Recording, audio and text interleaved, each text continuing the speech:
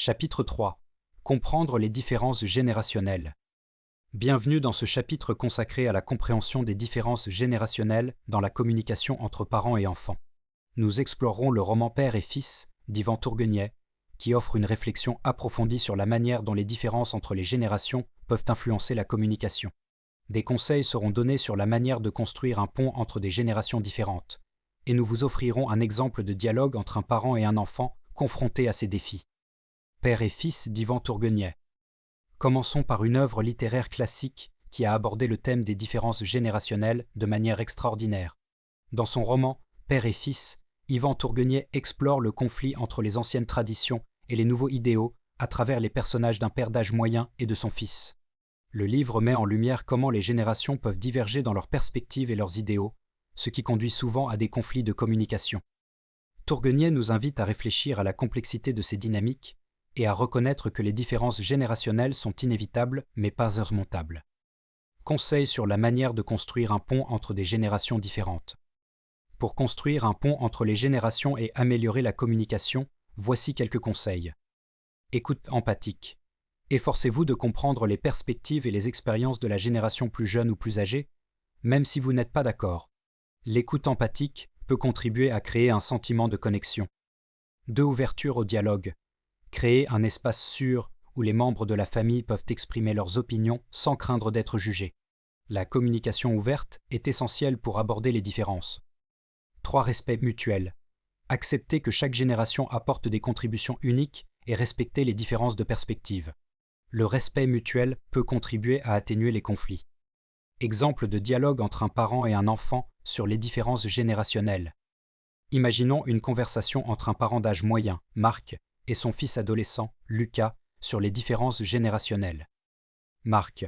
Lucas, j'ai l'impression que toi et moi avons des opinions très différentes sur la manière dont les questions familiales devraient être gérées. Lucas. Oui, je pense que tu ne comprends pas vraiment ce que cela signifie grandir dans ma génération. Marc.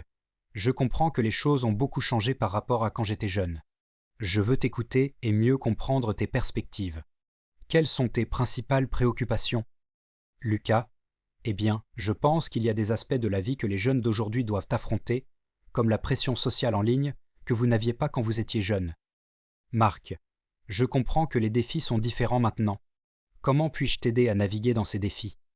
Dans ce dialogue, Marc montre une ouverture à l'écoute et à l'empathie envers son fils Lucas, en cherchant à comprendre ses perspectives et à offrir son soutien. Dans le prochain chapitre, nous explorerons le thème de la communication sur des sujets difficiles entre parents et enfants.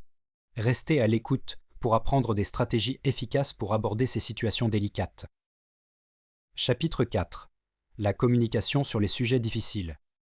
Bienvenue dans ce chapitre consacré à la communication sur les sujets difficiles entre parents et enfants. Nous explorerons le livre Parents efficaces de Thomas Gordon, qui offre un aperçu de l'importance d'aborder les problèmes ouvertement. Des conseils seront donnés sur la manière d'aborder des sujets sensibles tels que la sexualité, la drogue, le harcèlement et d'autres, ainsi qu'un exemple de la façon d'aborder une conversation difficile avec votre enfant. Parents efficaces de Thomas Gordon. Thomas Gordon, connu pour son travail sur la communication efficace entre parents et enfants, souligne l'importance d'aborder les problèmes ouvertement. Dans son livre Parents efficaces, Gordon nous enseigne que la communication ouverte est essentielle pour créer un environnement familial où les enfants se sentent à l'aise pour partager leurs préoccupations. Conseils pour aborder des sujets difficiles.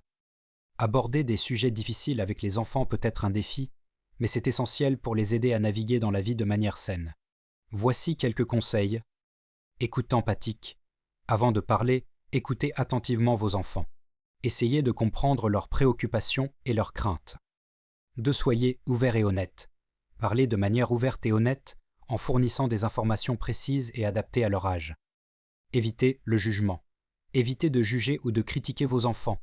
Au lieu de cela, soulignez que vous êtes là pour les soutenir. 4. Posez des questions ouvertes. Posez des questions qui encouragent une conversation ouverte et permettent à vos enfants de s'exprimer. Exemple de la manière d'aborder une conversation difficile avec votre enfant. Imaginons une conversation entre une mère, Laura, et sa fille adolescente, Sophia, sur un éventuel engagement de Sophia dans le harcèlement en ligne. Laura.